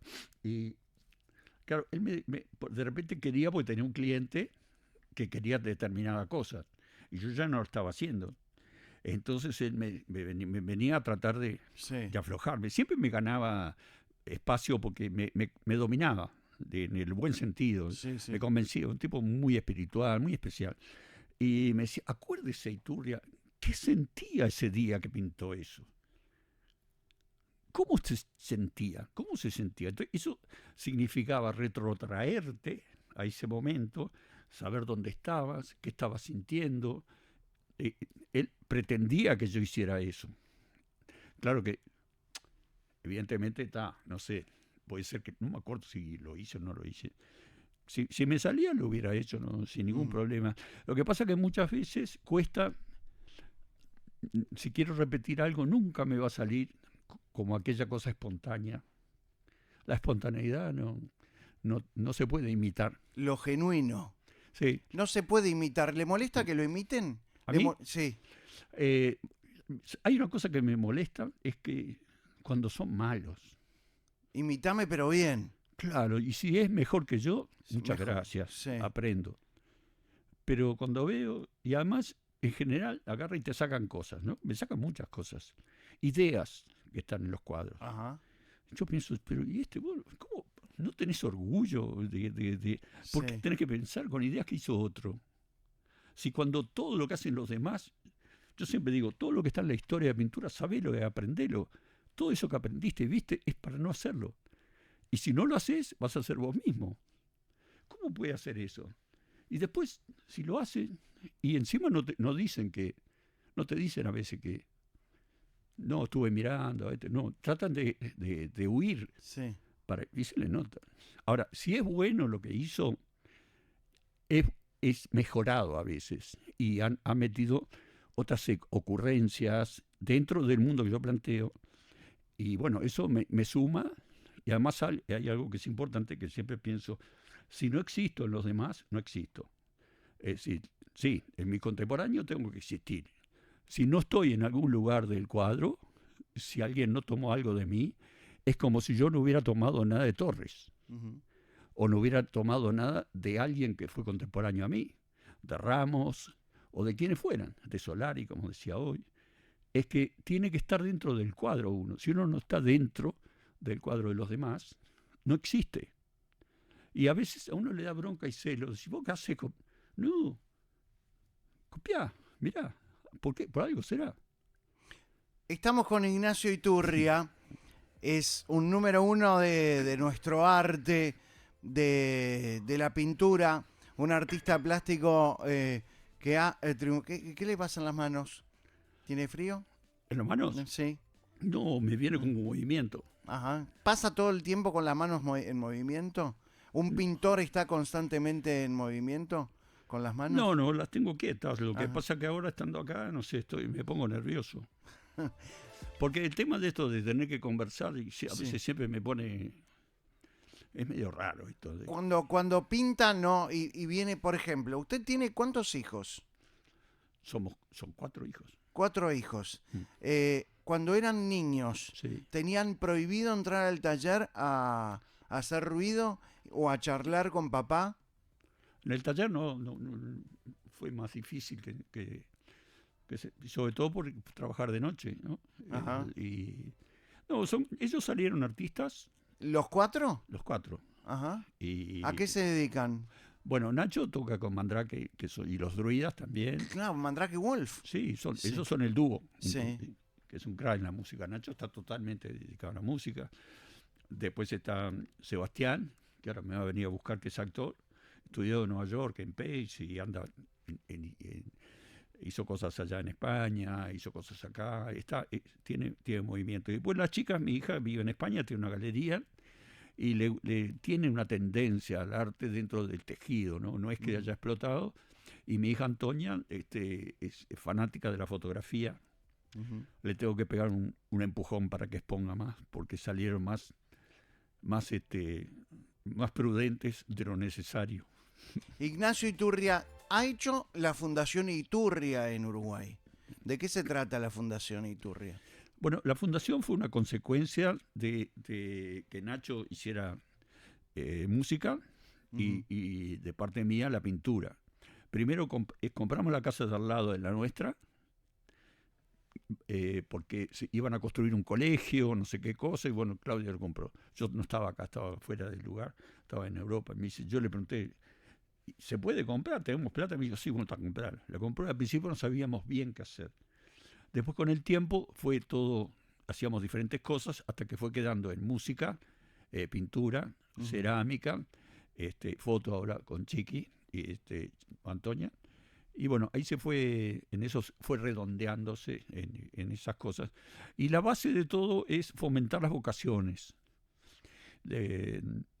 que es muy difícil, porque yo lo que veo, y sobre todo ahí en Carrasco y todo eso, es que es muy difícil que algún padre acepte que tu hijo va a salir con una vocación artística.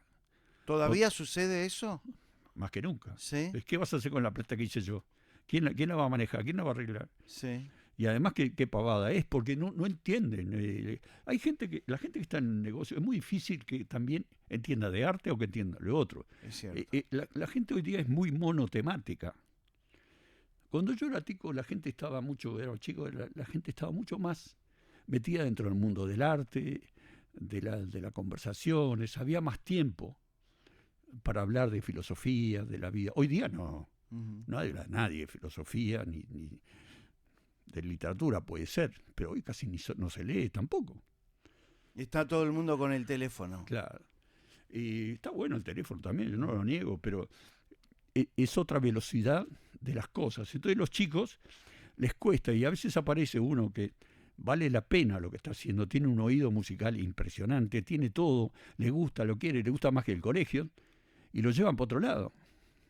Y Nacho, mi hijo, y yo, si estoy por ahí, digo, no, loco, no le des bola a tu padre.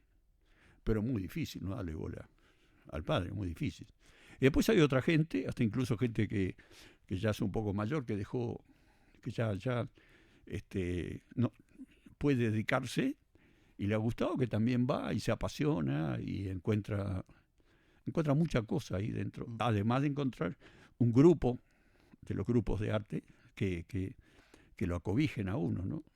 Yo también no es, perdóneme que le corté. No. No es muy común que un artista consagrado a nivel mundial como usted, Ignacio Iturria, abra una fundación o una casa como Casablanca en busca del arte para tratar de explorar el arte en la sociedad, en los chicos, en los adolescentes y también en los grandes? Bueno, no soy yo solo, ojo, eso es toda una inercia de todo el entorno, ¿no? Sí, claro. Todos han estado ahí, desde mis cuñados, mi sobrina, toda la gente que estaba ahí, sobre todo Claudia, mi mujer. Ella ha dado mucha manija y fue la que inventó el hacer la fundación. Ella vino una vez de España con un amigo nuestro de allá que le dijo, hacer la fundación. Y ella insistió hasta hacer la fundación. Y de hecho lo lleva a ella y valió la pena hacerlo, ¿no? Hacemos cosas con esas, pero bueno, sí, yo me siento contento. Además, tengo un campo en Rosario. En Rosario, Colonia. sí, Rosario Oriental, tremendo lugar, Rosario. Es un campo divino que compramos, que es todo ondulado. Hicimos un lago enorme. Y ahí voy, este fin de semana voy ahí, con un grupo de pintores que quieren venir. Y nos pasamos 3, 4 días y todos metidos exclusivamente dentro del mundo de la pintura. Siguen mi ritmo. Toda la noche, cuando vuelven a Montevideo, no entienden qué pasó. Y bueno, fomentar también eso, cuando se está cerca, se puede ver como yo me muevo pintando, ¿no? Cuando empecé a pintar, yo lo que quería es que los pintores me dejaran ir a verlos pintar. No me dejaba nadie. Porque es como uno aprende. ¿Y pasaba eso que los pintores cerraban la puerta y no? Nunca me dejaron entrar. Ajá.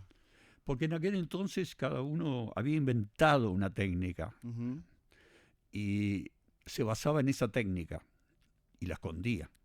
Es como si fuera una alquimia, ¿viste? Una pavada.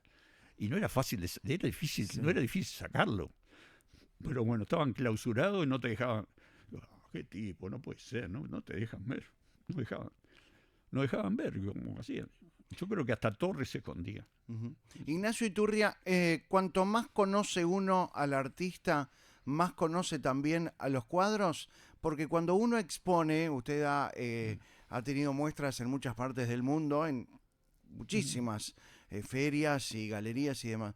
Hay gente que se pasa delante del cuadro de brazos cruzados mirando minutos.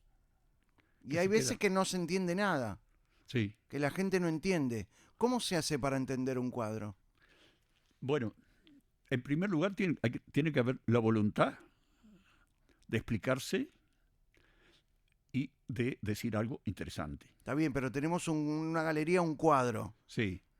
No entiendo, ¿cómo se entiende un cuadro? ¿Uno puede entender? ¿Se trata de que cada uno lo entienda como quiera?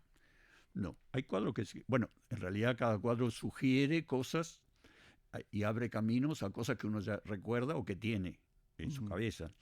Pero hay cuadros que en sí mismos ya están un mensaje armado, figurativo, comprensible, y entonces la gente se detiene y lo comprende. Lo que a la gente le molesta es cuando no entiende nada, cuando no hay nada claro. Ujú. Cuando hay manchas para aquí, manchas para allá, entonces, ¿qué es lo que pasa? Bueno, tiene que ver esas manchas y bueno, pero ¿qué pasa con esas manchas? ¿No? Y bueno, son manchas. Yo me parece bien, yo arranco a veces los cuadros con manchas, pero después las manchas las voy transformando en, en un camión, en un auto. Yo arranco el cuadro enorme con manchas para aquí, para allá, para allá, para allá. De Y, eso quería hablar, de la creación. ¿Cómo sí, es estar frente a la tela en blanco y empezar eh. a crear? ¿Con manchas? Bueno, primero la tela es un enemigo al principio, hasta que después se amiga. ¿Por qué es un enemigo la tela? Y bueno, es la pared blanca y es como estar en penitencia. Bueno, el terror al vacío que dice. Es Ujú. espantoso ver esa tela blanca ahí. Vos te agarro a trompada y yo la agarro a trompada. Al principio la tapo, todo. Es como una acción, ahí está la abstracción. Porque antes de que yo empezara a pintar, lo que estaba acá era, los años 60, todo el mundo era abstracto. Cuando yo empecé a pintar, dijo, yo abstracto no voy a hacer. Pero no dejé de atrás la experiencia abstracta. Entonces arranco la tela manchando, hasta que lo tapé. Cuando tapé todo, qué alivio. Voy y me siento Y me quedo un rato mirando a ver qué pasó acá en esta explosión. ¿De lejos? Sí, siempre tengo la misma distancia. Ajá. En los estudios que he tenido en todos lados me di cuenta que tengo la misma cantidad de distancia para sentarme a mirarlo. Y ahí empiezo, bueno, a deducir hacia dónde fue.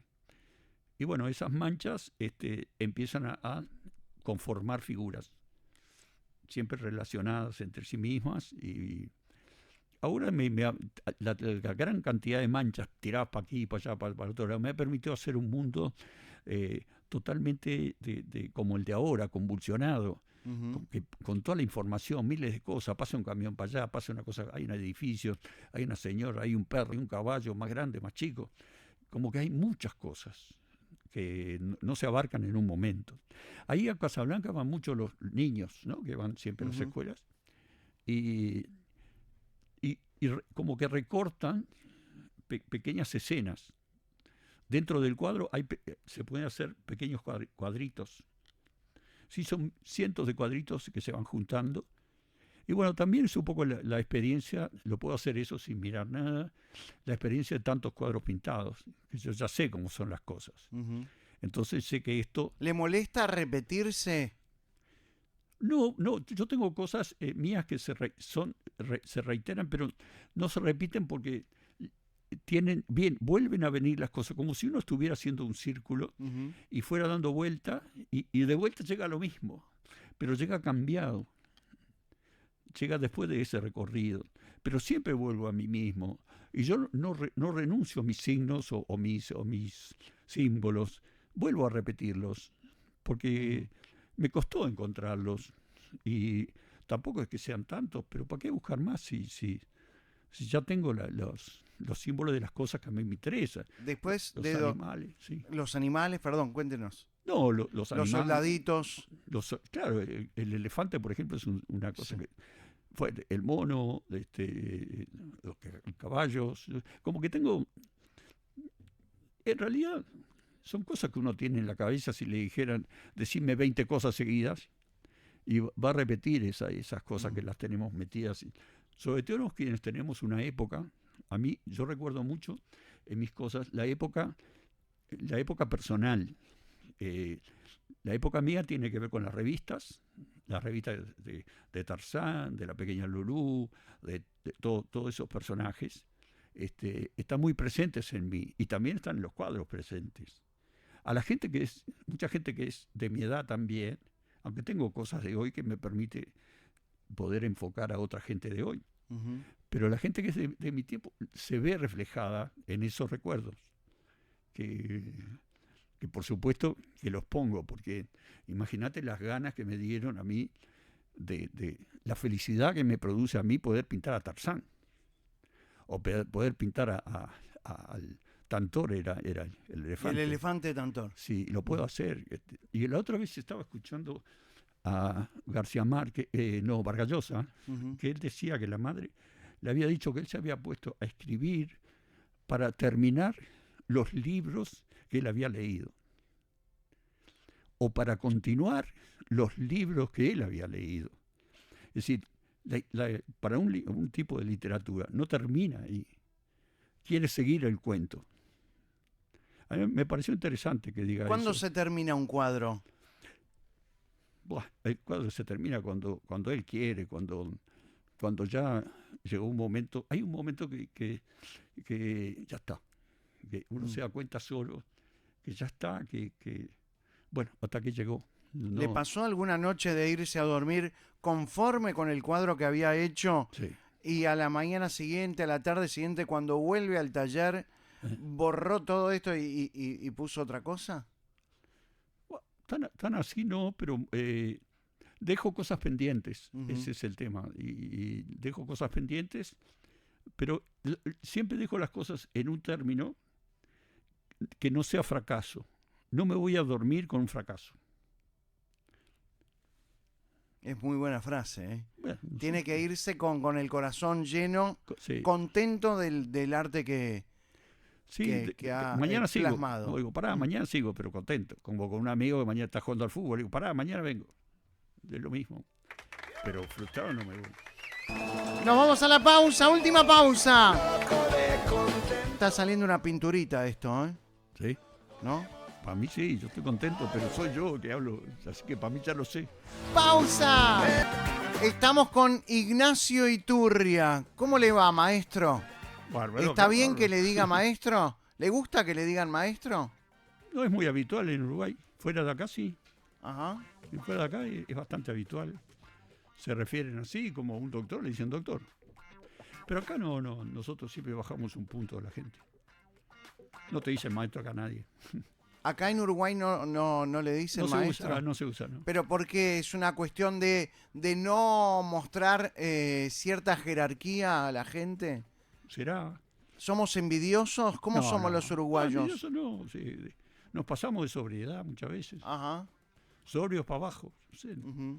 seco, todo muy democrático, todo de igual a igual. Bueno, democrático no está mal, ¿no? No, no está mal, no. Claro. No, pero a veces la democracia se exagera. ¿Me cuenta la experiencia de El Salvador? De El Salvador, bueno, bueno, ahora que está Bukele está bravo. Cuando fui yo no estaba Bukele, era un relajo todo, ¿no? No es que esté con él, pero Estamos hablando había, de qué y año, bueno, ahora como Iturria. 8, 10 años o 10 más o menos, no me acuerdo, de la fecha no me No acuerdo. importa. Pero ¿se fue a El Salvador, a la selva? Bueno, primero me invitaron a ser jurado de una Bienal de Arte. Sí. Por suerte que se llamaba El Salvador, si no, no hubiera ido. O me llaman por teléfono y me dicen, te quieren invitar de El Salvador para ir. Sí, después esa misma gente, que era la Fundación País, tenía también en Guatemala, y también fui a Guatemala. Ujú. Pero si de entrada me hubieran dicho Guatemala, no iba. ¿Por qué? Es porque Guatemala no me sonaba. Claro. Mala. Guate, male. No me sonaba. Bueno, El Claro. Salvador me pareció divino. Entonces fui de jurado y la gente que estaba ahí, Sí. eh, sobre todo los que habían ganado premios y todo, empezamos a charlar y conversar y todo. Y en un momento vino el galerista mío de Praxis Ujú. a verme y me llevó a visitar. Dice, vení, vamos a ir a un lugar, te voy a presentar unos clientes. Y me llevó a visitar los clientes esos que estaban en un lago de Coatepeque, que es un lago volcánico que tiene hasta aguas termales y todo volcanes, digamos, alrededor también, cafetales y volcanes, y todo alrededor es todo selvático. Ahí viven las 7 familias dueñas del Salvador. ¿Ya? A las afueras de ahí está la gente que trabaja. Alrededor también de ese lago están toda una cantidad de iglesias alternativas, adventistas, evangelistas, todo eso, y la iglesia católica allá con la luz apagada todo el tiempo. No tiene convocatoria, no entiendo. Todas estas iglesias tenían convocatoria. Ujú. Entonces fui ahí a la casa de estos clientes que tenían un deck ahí grande y un barco. Entonces yo le dije al señor, empecé a mirar y estaba cayendo la tarde. Atrás de aquella cosa paradisíaca, porque incluso ese cráter, ese lugar, ese espacio, ya es recogido, no es un mar que se va. Esto se veía hasta el otro lado. Entonces le digo, yo me quiero quedar acá. ¿Se podrá alquilar algo? Me dijo, sí, tranquilo, yo te consigo algo. No, le digo, hoy, yo me quiero quedar acá, ya. Pero, ¿cómo? Pero estás loco, me dice. Bueno, espera un poco, se fue para adentro y viene con la buena noticia. Una amiga mía alquila la casa. Vamos. Entonces nos subimos en el bote con el marinero. Y nos fuimos a otro deck por allá. Ya de abajo, cuando vi la casa, me quedo. Me hicieron subir para ver. Tenía no sé qué cantidad de habitaciones.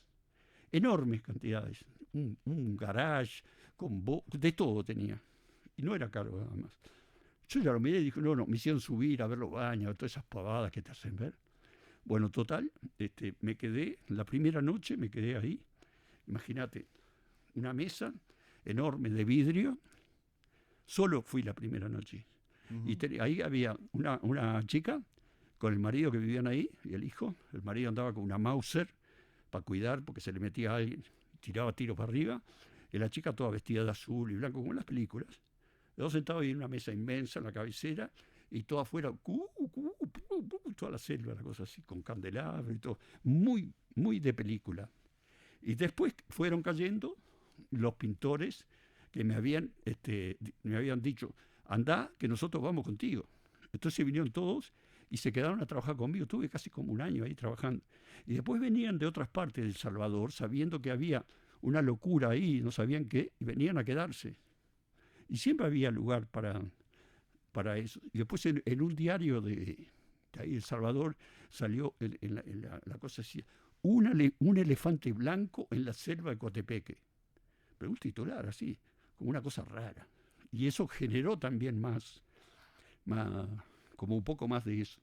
Pero lo que se creó ahí fue otra vez el taller de pintores y generar esa toda la noche y largas conversaciones, y no se olvida más la gente que estuvo ahí. Yo tampoco me olvido. Ignacio Iturria, el taller es su lugar en el mundo. Sí, sí. De hecho, voy de taller en taller. He pasado años, o un año, 2 años, años así, tanto en lugar, tanto como en París, como en Nueva York, un año entero, sin salir a la calle casi. No le interesa sociabilizar. Estoy copado adentro. Mira, en Nueva York, te cuento esto. Sí, claro. En Nueva York me tocó, primero habíamos ido con la familia, y después yo me quedo. Como siempre digo, me quedo.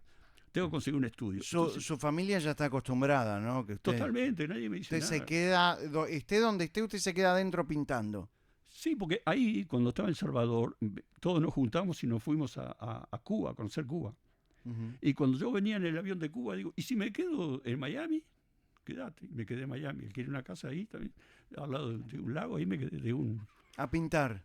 Sí, yo solo ahí, solo, metido pintando. Estábamos en Nueva York, ¿su familia Bueno, se fue? Entonces, había en el diario, decía, el taller ideal para un artista. Y viste que no te mienten. Es verdad, era el taller ideal. Estaba en Bowery, es una de las calles del Soho. Era todo 222. Y entonces entrabas y era el estudio de un pintor de la segunda generación de abstractos americanos que se llamaba Mike Goldberg. Y tenía el estudio de él y arriba había hecho otro que se conectaba, que su mujer también pintaba. El de abajo era un estudio importante, bohemio, y el de arriba era todo, que se daba a la calle, todo blanquito y todo eso. Ahora, lo curioso de este estudio es que él me dijo, si manchás el suelo, no limpies, porque acá hay manchas de Rothko, de Pollock, de todos los abstractos que eran amigos de él, que habían ido a pintar ahí y estaba todo salpicado. Uno estaba pisando, es decir, donde pintaba, pisaba sobre las manchas de todos esos fenómenos. Y después tenía ahí como cerrado dentro del estudio una especie de cerramiento con madera, bibliotecas y todo eso, estaba todo ordenadito. Y la biblioteca tenía, de repente uno sacaba un libro y era el primer catálogo de Motherwell, o el primer catálogo de Rothko, el primero, 2 hojitas, porque eran amigos de él. Y bueno, ahí yo me quedé, era imposible irse de ahí. Me compré las cantidades de tela, porque una de las cosas que tenemos los pintores, que es el gran lujo, es poder cantidad de tela, saber que tenés cantidad de tela. Si tenés 2 o 3, estás como, no, tenés muchas telas, mucha pintura. Ese es el gran lujo. Entonces tenía ahí cerca. Y bueno, a veces salía de noche, me iba a comer algo, la ensalada César esa, Sí. caminaba por ahí. Y una vez fui a un quiropráctico, me iba en taxi y volvía caminando, y después esas eran las salidas, pero estaba tan copado ahí adentro que no era. No me saca nadie. No, para nada. Además, lo importante, a mí lo que me gustaba es saber que si yo abría esa puerta, suponete que abro aquella puerta, está Nueva York ahí. Ya, eso es muy, para mí, para otro día eso es un nuevo, porque no estás visitando nada. Yo ya había ido en otra época. Ya lo vi con lo que tenía que ver. Entonces, yo sabía que ahí detrás estaba eso. Hasta que un día abrí la puerta para salir a comer algo y todo eso, un frío me congeló la nariz. Y ese día me tomé el avión, me vine, le pedí a mi hermano si quería ir allá a arreglar todo, y me lo trajo y me fui. Ese día me fui. Pero el resto lo pasé ahí adentro. Ahora, yo sé, estaba lleno no sé, ahí está la locura un poco. Pero bueno. Lindo escucharlo, Ignacio Iturria. Un placer haber estado con usted. Vamos a terminar con una sección que se llama Si No Paso. Bueno. ¿Está listo? Bueno, mientras no sea medio loco. Llega a malos pensamientos. Sí, no, paso. Solo una respuesta. Sí. Solo una palabra. ¡No! Solo una contestación. Paso. Ante cada pregunta. Sí. ¡No! Paso. Ganchi.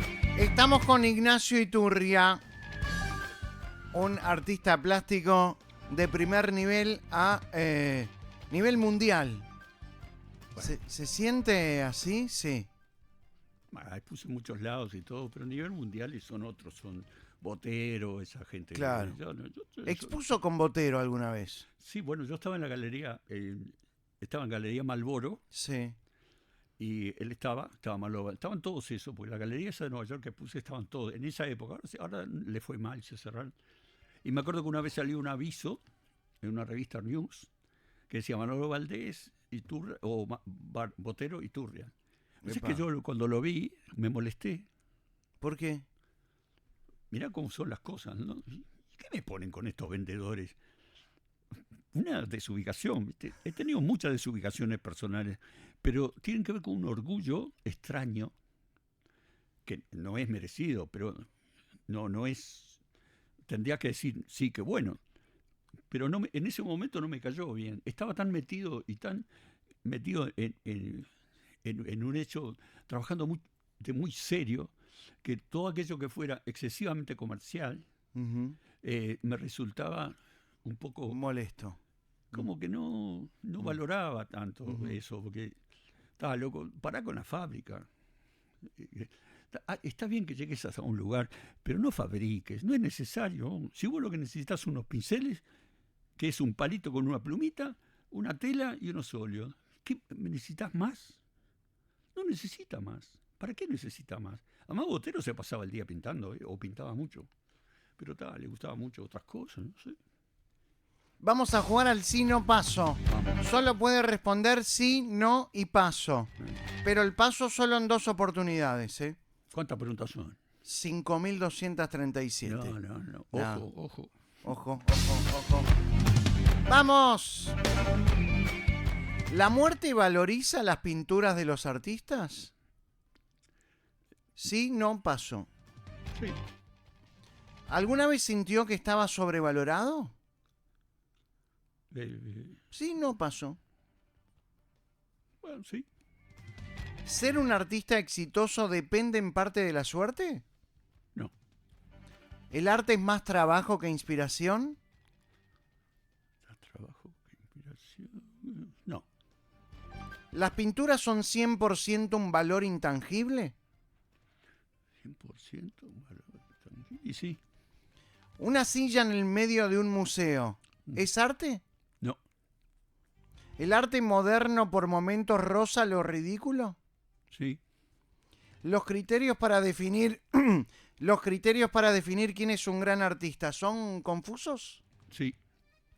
¿Hay solidaridad entre los pintores uruguayos? Sí. ¿El ego es uno de los peores enemigos del artista? Sí. ¿Es lógico que un cuadro de Van Gogh cueste 117 millones de dólares? Sí.